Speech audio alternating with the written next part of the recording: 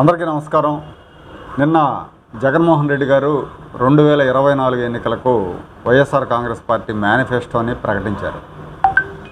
ఆయన మొన్నటిదాకా వైఎస్ఆర్ కాంగ్రెస్ క్యాడరు శ్రేణులు వీళ్ళంతా ఏమనుకున్నారంటే 2019లో ఆయన ఒక అద్భుతమైన మేనిఫెస్టో ఇచ్చారు, ఈసారి ఇంకా అద్భుతమైన మేనిఫెస్టో తెస్తారు, దీంతో ఎన్డీఏ కూటమి తెలుగుదేశం జనసేన బీజేపీలతో కూడిన తెలుగుదేశం కూటమి కుదేలైపోవడం ఖాయం అనే ఒక నమ్మకంతో క్యాడర్ అంతా ఉన్నారు.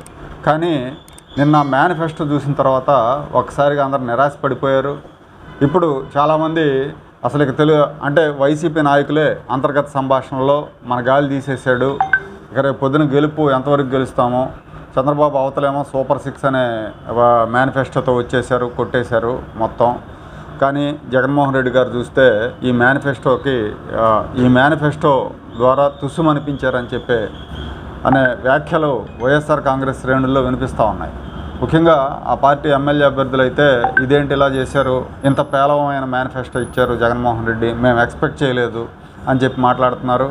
అట్లాగే నిన్న ఒక్కరోజులోనే నిన్నటికి వాటికి ఎట్లా ఉందంటే వైసీపీ మీద పందెం కాసేవాళ్ళు పందాల సంఖ్య తగ్గిపోయింది. యాక్చువల్గా మొన్నటి వరకు కూడా 70 సీట్లు వస్తాయని పందెం పెట్టిన వాళ్ళు కూడా కొంతమంది వెనక్కి తీసుకుంటున్నారు. కారణం ఏంటంటే మేనిఫెస్టోతో వైఎస్ఆర్ కాంగ్రెస్ పార్టీని దారుణంగా దెబ్బతీశారు. మేధావులంతా కూర్చొని ఏదో గొప్ప మేనిఫెస్టో తయారు చేస్తారనుకుంటే చివరికి అదేదో సామెత చెప్పినట్టు అయిందని చెప్పి వైఎస్ఆర్సీపీ శ్రేణులు భావిస్తూ ఉన్నాయి. ఇప్పుడు ఈ మేనిఫెస్టోని ఒకసారి మనం చూస్తే ఒకసారి చంద్రబాబు మేనిఫెస్టో చూద్దాం. చంద్రబాబు సూపర్ 6లో ఆయన ఏం చెప్పారంటే 5 ఏళ్లలో 20 లక్షల ఉద్యోగాలు ఇస్తామని చెప్పారు. అప్పటి వరకు కూడా నిరుద్యోగ భృతి నెలకు 3,000 ఇస్తామన్నారు. ప్రతి యువతి యువకులకు, నిరుద్యోగులైన ప్రతి యువతి యువకులకు నెలకు 3,000 రూపాయలు ఇస్తామన్నారు. అట్లాగే దీపం పథకం కింద సంవత్సరానికి 3 గ్యాస్ సిలిండర్లు ఫ్రీగా ఉచితంగా ఇస్తా అన్నారు. ఆ తర్వాత రైతుల విషయానికి వస్తే రైతుకు సంవత్సరానికి 20,000 రూపాయలు ఇస్తా అన్నారు. అంటే 5 ఏళ్లలో 1,00,000 రూపాయలు అవుతుంది. అది మహిళలకు బస్సుల్లో ఉచితంగా ప్రయాణం చేసే అవకాశం కల్పిస్తూ ఉన్నారు. అది కూడా చాలా మంచి పథకం. కర్ణాటకలో పెట్టారు, తెలంగాణలో పెట్టారు. అక్కడ దానికి మంచి రెస్పాన్స్ కూడా వచ్చింది మహిళల నుంచి. అలాగే 18 ఏళ్ళు నిండిన ప్రతి మహిళకు కూడా నెలకు 1,500 రూపాయలు ఇస్తా అన్నారు, మహిళకు వందనం పేరుతో. ఆ రకంగా సంవత్సరానికి 18,000, 5 ఏళ్లకి 90,000 రూపాయలు వస్తున్నాయి. తర్వాత తల్లికి వందనం పేరుతో ఎంతమంది పిల్లలు ఉంటే, ఇద్దరికి, ముగ్గురికి ఒక్కొక్కరికి 15,000 రూపాయలు ఇస్తా ఉన్నారు. అదే జగన్మోహన్ రెడ్డి గారు ఇప్పుడు అమ్మ ఒడి అని పెట్టారు కదా, ఆ రకంగా అనమాట. సో ఇవి సూపర్ 6 అని జనంలోకి తీసుకెళ్లే ప్రయత్నంలో తెలుగుదేశం పార్టీ ఉంది. ఈ పథకాల మీద మంచి రెస్పాన్స్ కూడా వస్తూ ఉంది. అయితే నిన్నటిదాకా దీని ప్రభావం ఒక మోస్తరుగా ఉంది. జగన్మోహన్ రెడ్డి తన మేనిఫెస్టో ప్రకటించిన తర్వాత ఒక్కసారిగా ఈ సూపర్ 6కి క్రేజ్ పెరిగింది. బాబు గారు ఏమిస్తా ఉన్నారు, జగన్ గారు ఏమిస్తా ఉన్నారు అని చూసి పోల్చుకుంటున్నారు. ఇప్పుడు జగన్మోహన్ రెడ్డి గారి పాలసీ, జగన్మోహన్ రెడ్డి గారి మేనిఫెస్టో చూస్తే ఆయన కొత్తగా ఏమీ చెప్పలేదు. గత 5 ఏళ్లలో 2019లో ఇచ్చిన మేనిఫెస్టోని నేను 99.5% కంప్లీట్ చేశాను, గత 5 ఏళ్లలో ఇచ్చిన వాటినే మళ్ళీ కొనసాగిస్తానని చెప్పారు. ఏదో ఒకటే అరా కొన్ని మార్పులు చేర్పులు చేశారు. ఈ 99.5% చేశాము నేను రిలీజ్ చేసే సమయంలో కూడా ఆయన ఏమన్నారంటే, ఏం ధనంజయ రెడ్డి గారిని మనం ఇచ్చాం కదా అంటే ఆయనేమో ఇచ్చాం అంటారు. యాక్చువల్గా 99.5% యాక్యురసీ ఎక్కడుంది నీకు? నువ్వు మద్య నిషేధం అన్నావు, మద్య నిషేధం చేయలేదు. నువ్వు ప్రత్యేక హోదా అన్నావు, ప్రత్యేక హోదా తేలేదు. సిపిఎస్ అని ఉద్యోగులను మోసం చేసావు, సిపిఎస్ తేలేదు. ఇవి ప్రధానంగా ఈ 3 చాలు, నీకు 99.5 ఎక్కడ వస్తుంది? అట్లాగే రైతులకి 5 ఏళ్లకి 50,000 ఇస్తా అన్నావు, అంటే సంవత్సరానికి 10,000 ఇవ్వాలి. కానీ నువ్వు ఎంత ఇచ్చావు? 7,500 ఇచ్చావు. కేంద్రం ఇస్తున్న 6,000 కలుపుకొని ఇప్పుడు 67,000 మేము ఇచ్చామని చెప్తా ఉన్నారు. వాస్తవానికి ఆయన ఇచ్చింది 7,500 సంవత్సరానికి, అంటే 37,000 చిల్లర వస్తుంది, 37,500 వస్తుంది 5 ఏళ్ళకి కలిపితే. అలాగా ఇప్పుడు ఆయన ఇచ్చిన హామీలను చూస్తే మనం కొత్త మేనిఫెస్టోలో యూపీఎస్సీ తరహాలో ప్రతి ఏటా గ్రూప్ 1, గ్రూప్ 2 ఉద్యోగాలు భర్తీ చేస్తా అన్నారండి. అంటే ఈయన ఇప్పుడు 5 ఏళ్లలో ప్రతి ఏటా జాబ్ క్యాలెండర్ ఇస్తా అన్నారు 2019లో, ఆ హామీని విస్మరించారు. 2,30,000 ఉద్యోగాలు భర్తీ చేస్తా అన్నారు, ఆ హామీ విస్మరించారు. ఒక మెగా డిఎస్సి వేసి 23,000 మంది ఉద్యోగులు టీచర్లని ఎంపిక చేస్తా అన్నారు, అది కూడా అయిపోయింది, దాన్ని కూడా ఉల్లంఘించారు. కానీ ఇప్పుడేం చెప్తున్నానంటే ప్రతి ఏటా గ్రూప్ 1 గ్రూప్ 2 ద్వారా ఉద్యోగాలు భర్తీ చేస్తాం, యూపీఎస్సీ తరహాలో భర్తీ చేస్తాం అంటున్నారు. ఇక ముందల 5 ఏళ్లే నువ్వేం చేయలేకపోయావు, ఇప్పుడు మళ్ళీ కొత్తగా చేస్తామంటే జనం నమ్మే పరిస్థితి లేదు. ఇక పెన్షన్ల విషయానికి వస్తే ఆయన ఏమన్నారంటే రాబోయే 5 ఏళ్లలో ఇప్పుడు 3000 ఇస్తున్నారు, రాబోయే 5 ఏళ్లలో 3500 ఇస్తామని చెప్పి అన్నారు. ఆ 3500 కూడా 2 విడతలుగా పెంచుతా అన్నారు. అంటే 2028 జనవరిలో ఒక 250, 2029 జనవరిలో 250. అంటే ఎన్నికలకు ఒక సంవత్సరం ముందు పెంచుతా అన్నాడు. ఈ 3 ఏళ్ళు కూడా 3000 కొనసాగుతుంది పెన్షన్. ఈయన ఏదైనా కూడా ఇంతే దఫాలుగా చెప్తూ ఉంటారు. గతంలో మనం చంద్రబాబు నాయుడు గారు 2014 గెలిచిన తర్వాత అప్పుడు 200 ఉండేది పెన్షన్. 200 ఉన్న పెన్షన్ని ఒకేసారి ఏకమొత్తంగా 2000 చేశాడు ఆయన. 1800 పెంచాడు. అది ఎక్కడ జరగలే ఈ దేశంలో, కానీ దీన్ని జనం గుర్తించరు. ఈ 2000 చేస్తే జగన్మోహన్ రెడ్డి ఆ రోజు ఏం చెప్పాడంటే నేను వస్తే 3000 చేస్తా అన్నాడు. జనం ఆశపోతులు కదా, మామూలుగానే ఆశపడ్డారు, బాగా ఆశపడి 3000 చేస్తాడు అని ఎగిరెగిరి గంతులేసి ఓట్లు వేశారు. ఈయన ఏం చేశాడంటే 250 పెంచాడు. ఆ తర్వాత సంవత్సరం ఇంకో 250 పెంచాడు. ఆ తర్వాత సంవత్సరం ఇంకో 250 పెంచాడు. మొన్న చివరి సంవత్సరం 250 పెంచాడు. అంటే 4 దఫాలుగా చేశాడు 3000. ఒక్కసారిగా ఆయన 3000 చేయలే. కానీ ఇప్పుడు చంద్రబాబు నాయుడు ఒక్కసారిగా 4000 చేస్తా అంటున్నాడు. ఈయన దఫాలుగా 3500 చేస్తా అంటున్నాడు. అంటే అవతల చంద్రబాబు నాయుడు 4000 ఇస్తా అంటే యువతలు ఈయన 3500, అది కూడా దఫాలుగా ఇస్తూ ఉంటే జనం ఎట్లా నమ్ముతారు? ఒకవేళ నమ్మిన ఓటు మనకు ఎట్టేస్తారని చెప్పి వైఎస్ఆర్ కాంగ్రెస్ పార్టీ శ్రేణులు తలకాయ బాదుకుంటున్నాయి.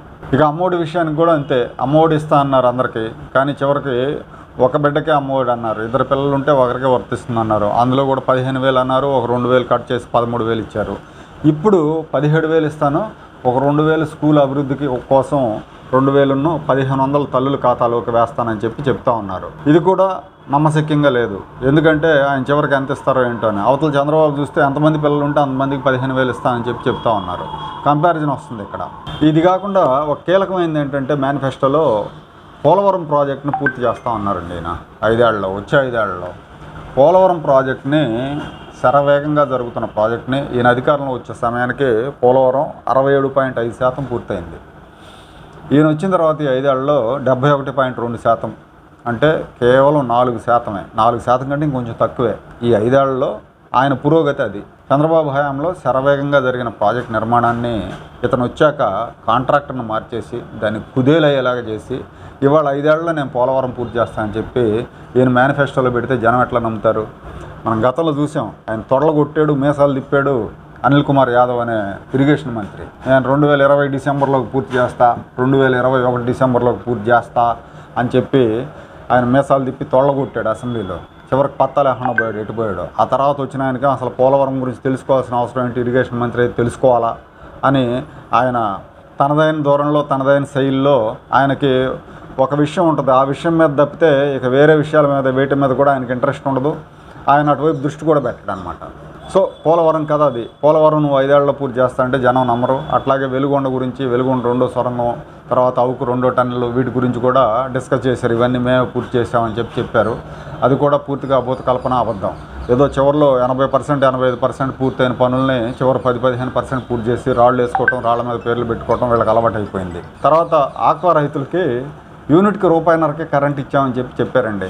ఈ మేనిఫెస్టో ప్రకటించేటప్పుడు 2019 మేనిఫెస్టోలో మేము చెప్పాం. అట్లాగే ₹1.5కి ఇచ్చామన్నారు. ఇవాళ ఆక్వా రైతులు మండిపడుతున్నారు. ఆక్వా రైతులకి ముబ్బడిగా కరెంటు ఛార్జీలు పెంచారు, కానీ ఆయన నిస్సంకోచంగా మేము ₹1.5కి ఇచ్చామని చెప్పుకుంటా ఉన్నారు. తర్వాత ప్రతి సిద్ధం సభలో కూడా ఆయన ఏం చెప్తారంటే 17 మెడికల్ కాలేజీలు తీసుకొచ్చామని చెప్తున్నారు. 17 మెడికల్ కాలేజీలు నిర్మించాం ఈ రాష్ట్రంలో, ప్రభుత్వ మెడికల్ కాలేజీలు. తద్వారా ఎంతోమంది కొత్త వైద్యులు తయారవటం, వాళ్ళ ద్వారా ప్రజలకు వైద్య సదుపాయాలు అందటం వంటి చర్యలు మేము తీసుకుంటున్నాం అని చెప్తున్నారు. తీరా చూస్తే ఈ మేనిఫెస్టోలో ఏం పెట్టారంటే 5 మెడికల్ కాలేజీలు పూర్తి కావచ్చుని, మిగతా 12 మెడికల్ కాలేజీలు రాబోయే 5 ఏళ్లలో అంటే 2029లో పూర్తి చేస్తామని చెప్పారు.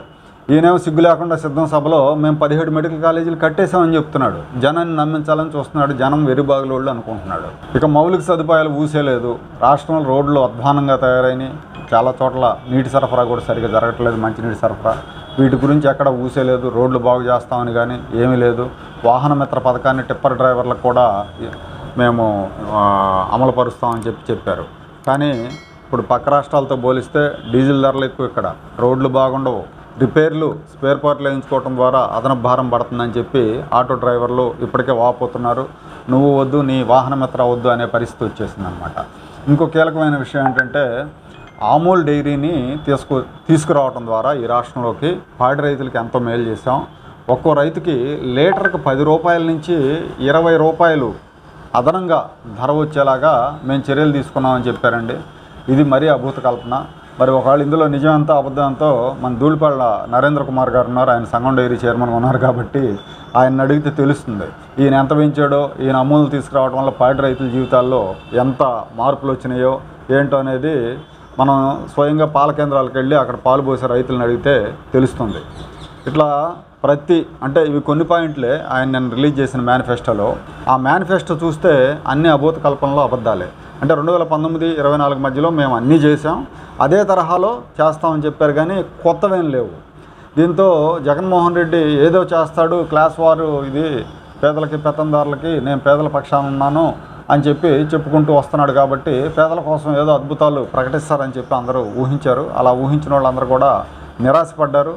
దీంతో ఒకసారిగా ఎట్లా అంటే యుద్ధానికి ముందు సైన్యం నిరాశపడితే ఎలా ఉంటుందో అలాంటి పరిస్థితి వైసీపీలో ఏర్పడింది.